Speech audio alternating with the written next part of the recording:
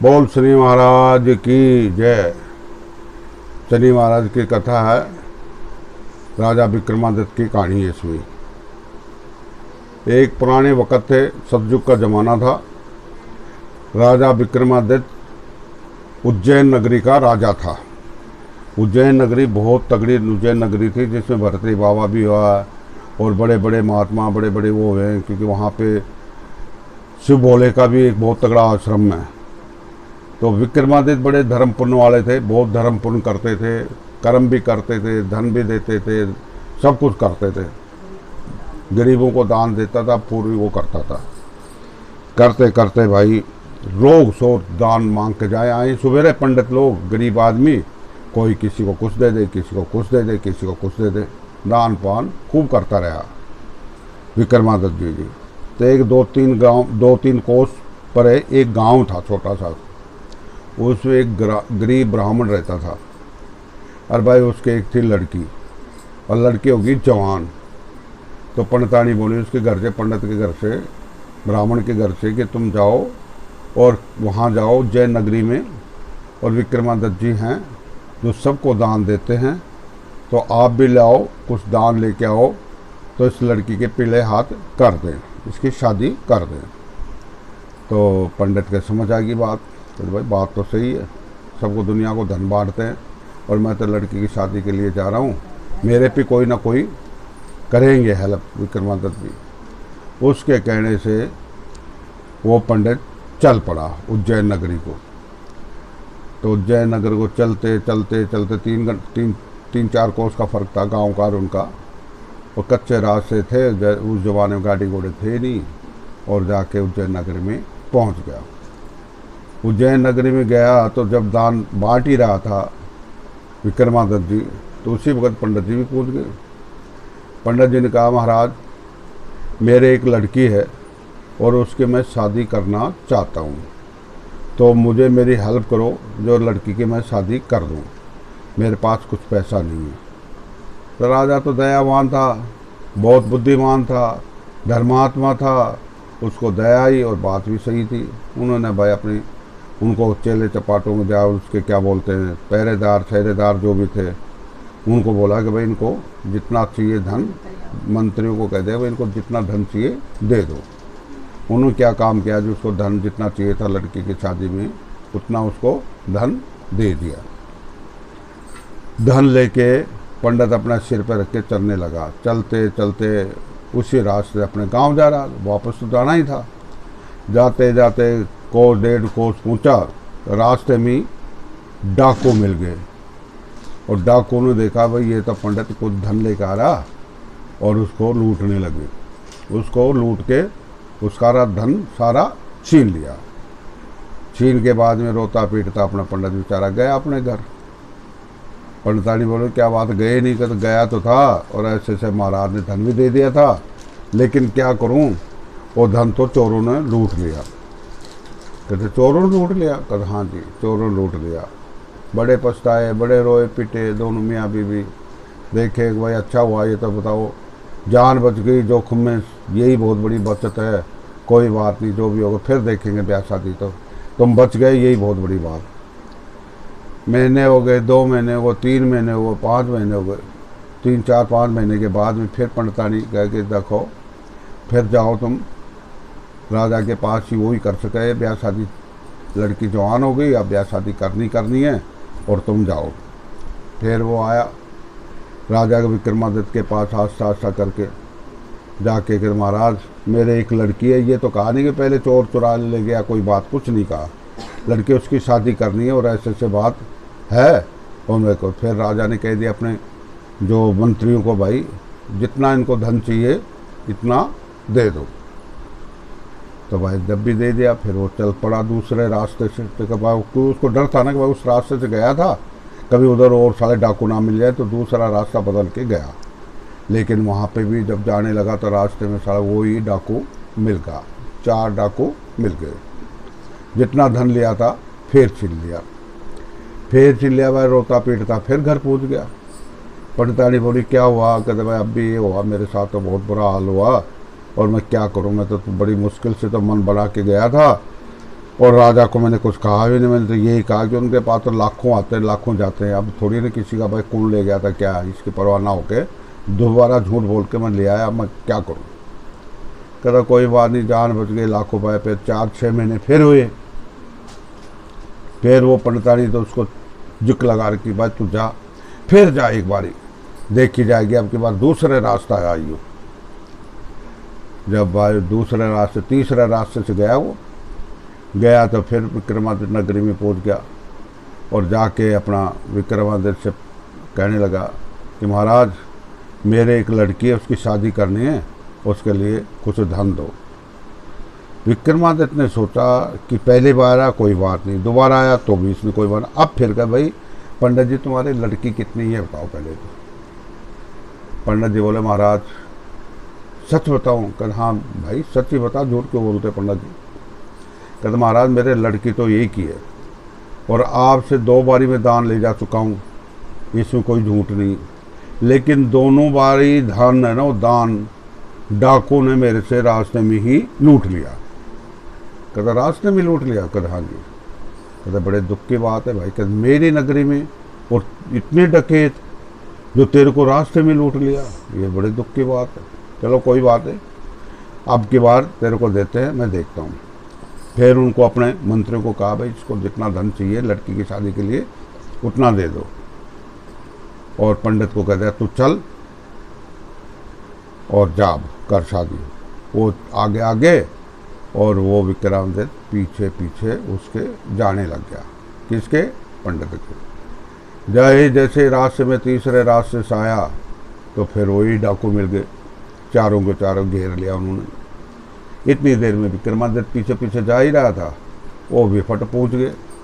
विक्रमादित्य ने देखा कि मैं जब वाकई उसको तो लूट रहे हो तो सच बोल रहा पंडित। उनको कहा भाई तुम क्यों लूट रहे हो इस गरीब आदमी को? पंडित को 2 बारी आ गया, 2 बारी करा और तिबारा भी तुम इसको लूट रहे हो, इसकी लड़की की शादी करनी है और तुम क्यों लूट रहे हो? तो कहते महाराज लूटना लाटना ही बात यह है कि हम है शनि की दशा, तो इस करके इसकी लड़की की शादी अभी नहीं हो सकती, अभी इसकी ग्रह चल रही है तो उसका काम हम होने नहीं देते। विक्रमादित्य था बड़ा दयावान, बुद्धिमान, धर्मात्मा, सब चीज़ में दानवीर, सब चीज़ था। उसने कहा भाई पंडित की जान छोड़ो शनि महाराज, जो इसकी जो दशा है ना मेरे पे आ जाओ, लेकिन इसने अपनी लड़की की शादी करने दो। अब वो भाई ये कहते ही भाई कहते अच्छा ये बात है, पंडित को विदा किया, वो धन ले जाके अपनी लड़की की शादी करी, बड़े ठाठ बाढ़ से, बड़ी रौनक से, बहुत ठाठ बाढ़ से, फर्स्ट क्लास। और वो दशा थी वो विक्रमादित्य पे आ गई। क्योंकि उसने कहा था कि भाई इसकी जो परेशानी मेरे पे आ जाए, तो वो भाई विक्रमादित्य पे वो परेशानी कैसे आई? उसके नगरी में, उज्जैन नगरी में एक बंजारा आया। बंजारा समझते हो? जो घोड़े बैल और घोड़े वगैरह रखते हैं, जो धन वगैरह गाय बैल, बहुत बंजारे बहुत अमीर होते हैं।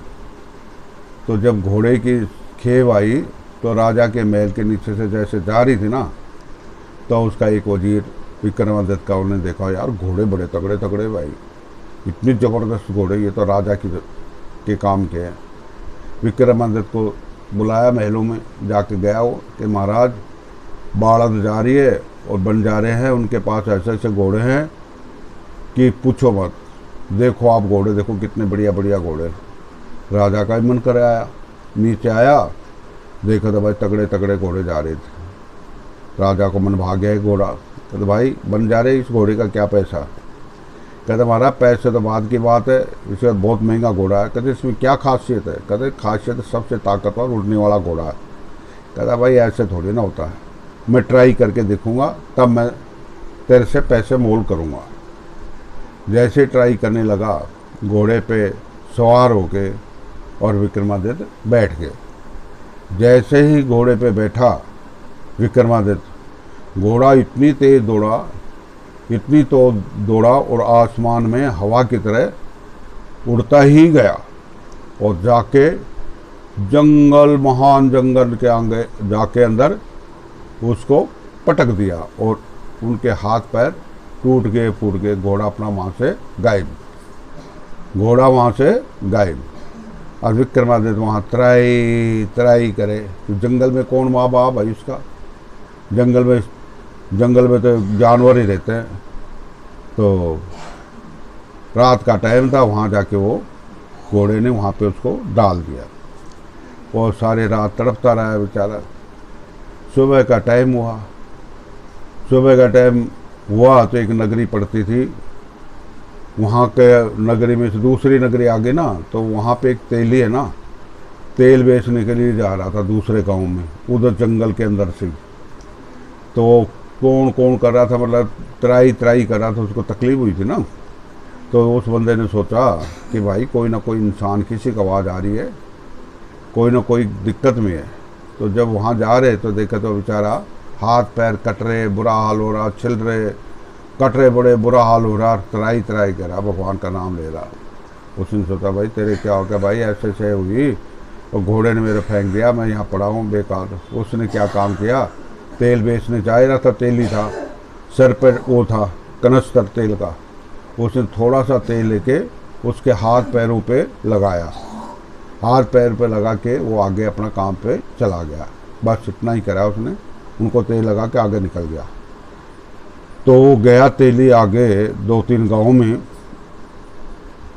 खूब तेल बिका, पैसा भी बहुत तगड़ा आ गया, तेल भी नुका नुको बचा रहा और काफ़ी पैसा बच गया उसको। जब आया तो अपने घर चला गया, वो घर चला गया तो उस तेलन बोली क्या, तो पैसे भी बहुत ज़्यादा ले आए आप, काफ़ी पैसे ले आए और तेल भी यूँ का यूँ है, आज करा क्या। कहते करा क्या भगवान, आज ऐसा था कि जैसे ही मैं जा रहा था ना तेल बेचने के लिए कनस्तर सिर पर रख के, तो रास्ते में कोई एक मानव पड़ा हुआ था, उसके हाथ पैर टूटे हुए थे और त्राई कर रहा था। इस तेल में से मैंने हल्का सा तेल उसके हाथ पैरों पर लगा दिया था, तो उसी का समझ लो आशीर्वाद समझ लो या उसकी दुआई समझ लो, उसकी वजह से भगवान की दया से ये हो गया। कहता अच्छा, कहता अच्छा कोई बात नहीं, कल जाओगे ना अब तो थोड़ा सा मैं आपको हलवा बना के दे दूँगी गरम गरम, वो भी खिलाना, तेल भी लगाना। तो मैं दूसरे दिन गया, वो तो गया ना, पैसे तो आ ही गए थे भूत ठाठ से। वहाँ उधर से निकला तो पहले तो उसको हलवा खिलाया गरम गरम, भूखा तो था ही, फिर तेल ताल उसको और लगा के फिर चला गया गांव में बेचने के लिए। तो वहाँ गया, देखो तो भाई उसे कई गुना पैसा मिल गया, कई गुना पैसा, कोई मतलब कई हज़ारों का माल उसे होगा, तो हज़ारों ही बहुत होते थे, हज़ारों रुपए का तेल बिक गया और तेल भी फिर बच गया। अब उधर से आया, उसकी घरवाली ने कहा कि भाई हद ही होगी, तो अब तो पैसा भी बहुत हो गया, आप तो गाड़ी भी लगा सकते हैं। कहते बिल्कुल लगा सकते हैं, पैसा हो गया, गाड़ी एक बैल ही तो ले आना और गाड़ी लगानी, और बैल चलाने के लिए तुम कह रहे हो पड़ा है टूंडा है, तो कोई बात नहीं, बैल के पीछे गाड़ी के पीछे तो बैठ ही सकता है, बैठना ही तो है।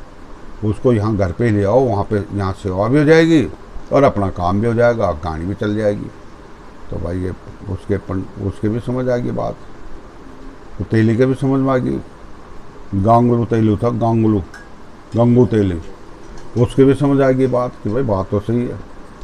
जैसे ही वो गया तो भाई पहले पैसे का प्रबंध करके तो अपनी गाड़ी लगाई और एक बैल लिया, और वो जो पड़ा था ना वो विक्रमादित्य, उसको यूं क्यों उठा के ले आया, उसको नहाया धोया और खाना खुना खिलाया और कहा कि आपको अब कुछ करने की ज़रूरत नहीं है, जो भी इलाज हम करेंगे यहाँ पे बैठ के देख लेंगे, और आप एक गाड़ी पे बैठो, गाड़ी होती बैल के ऊपर बैठ के ना, डंडा होता है उस पर बैठ के यूँ चलते हैं, तब जब बैल चलता रहता उसको हाँकने के लिए उसको रख लिया। रात दिन गाड़ी चले, वो बैठा रहे, खाए पिए मौज से, कई दिन हो गए।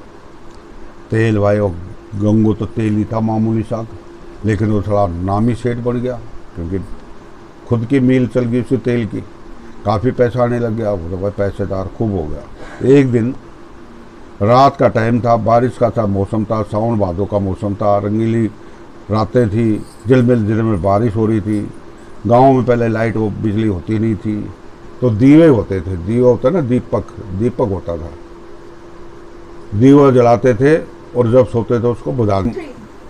रात का टाइम हुआ तो एक दिन उसके मन में आई, तो दीपक राग गा दिया उन्होंने। दीपक राग क्या होता है, जो दीपक बुझा के सो जाते हैं ना रात के टाइम, तो ऑटोमेटिक ही जग गई, वो दीवा जुग गई, मतलब रोशनी होगी। जो नगरी के अंदर वो देखा कि भाई दिए बुझा के सोए थे। ये नगरी थी राजा भोज की, उसके नगरी में ही वो था तेली, जो कल्लू तेली था ना, उसी की नगरी में था। तो रात के टाइम जब उसने गाया ना दीपक राग, तो सारे दीपक जल गए अपने आप ऑटोमेटिक। राजमहल में राजा भोज की लड़की देख रही, रात के टाइम उठी, देखे तो क्या दियो जल रहे यार, पूरे सो चंदन हो रहे सारे, रोशनी रोशनी। अपनी दासी को बोली कि भाई ये कौन है जो दीपक राग गा रहा है, इस नगरी में ऐसा कौन आ गया जो दीपक राग गा रहा है। तो उस बांदी को भेजे, तो देख कहा कौन है जो दीपक राग गा रहा, जो दीपक जल गए। और नगरी में चलती चलती देखती देखती आई, तो कल्लू वो था ना तेली, उसके उधर से आए तो देखा तो गाड़ी चल रही है और वो अपने रागनी में मस्त हो रहा विक्रमादित्य। उसने देखा कि भाई हद हो गई, इसके पैर हाथ भी नहीं है और गाड़ी पे बैठा और ये मस्त हो रहा गा के। तो उन्हें जाके समाचार राजकुमारी को दिया बांदी ने कि महारानी जी, राजकुमारी जी, एक पंगा है, क्या बोलते हैं, टुंडा आदमी है और गाड़ी पे बैठा तेल निकाल रहा है और ये दीपक राग वही गा रहा है। वो समझ गई कि भाई ये जो गा रहा ना, इसमें एक ही तो दीपक राग जाने वाला विक्रमादित्य, और कोई है ही नहीं। या राजा भोज है या विक्रमादित्य, दो ही आदमी, दूसरा नहीं, कोई तीसरा नहीं है। ये मन में विचार करके और लड़के ने आसन पार्टी लेके पड़ गई। सवेरा हुआ, सब उठ गए, लड़की नहीं उठी, राजकुमारी नहीं उठी। राजा महल में गया तो लड़की उठी नहीं। वो बांदी कहने लगी, महाराज वो राजकुमारी उठी नहीं। राजा गया कि बेटी बोल तेरे को क्या तकलीफ है। उसने कहा, महाराज मैं अगर शादी करूं तो इसके टुंडे के साथ कराऊं, जो तेली है ना उससे कराऊं। राजा ने बहुत समझाया, तो पागल हो गई है, तो राजकुमारी है, बड़े से बड़े राजा, बड़े से बड़े वो आदमी शादी करने के लिए तेरे को तो इसी टुंडे से शादी कराई। कहता नहीं, करूँ तो इसके साथ ही करूँ, करूँ तो इसके साथ ही करूँ। आखिर कर करा के भाई उसको कल्लू के पास भेजा समाचार कि भाई तेरा जो टुंडा है ना, उसकी शादी मेरी लड़की से करे। महाराज कहाँ तुम, कहाँ राजा भोज, कहाँ गांगला तेली, आपकी हमारी कहाँ पे होड़। कहता भाई उसमें होड़ ना होड़ की बात नहीं, मन की बात है। हमारी राजकुमारी लड़की है ना, वो मान नहीं रही और हमें उसकी बात माननी पड़ेगी और शादी उसके साथ करनी पड़ेगी। अब वो तो बार राजा के आगे उसके गंगू तेली की क्या हिम्मत है जो ना कर जाए। और उसकी शादी उसके साथ कर दी। शादी कर दी तो भाई वो महल से गंगू तेली के बाद, गंगू तेली भी तो कोई छोटा थोड़ी पैसा वाला हो गया था।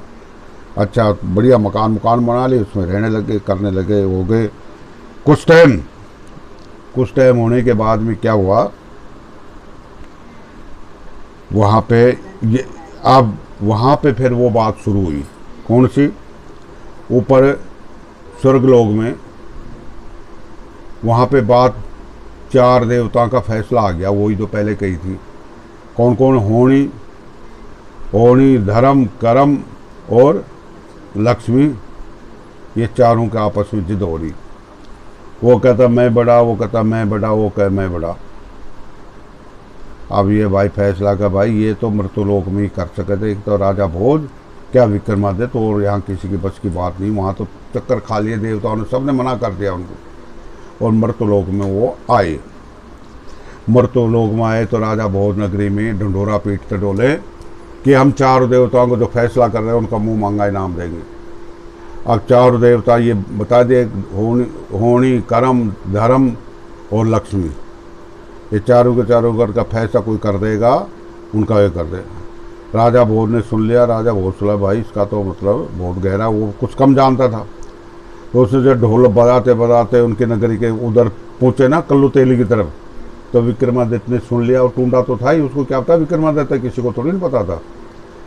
अब वो विक्रमादित्य के पास कानों में गई बात, तो उसने कहा कि भाई इसका बड़ा छोटा कौन है मैं बता दूंगा, कौन बड़ा कौन छोटा मैं बता दूंगा। कल्लू को बोला, कल्लू मियाँ उसको, कल्लू को, तेली को, कहता राजा बादशाह को ये बोलो इसका जवाब मैं दे दूंगा, इसमें मेरे को पता है इसमें कौन बड़ा और कौन छोटा है।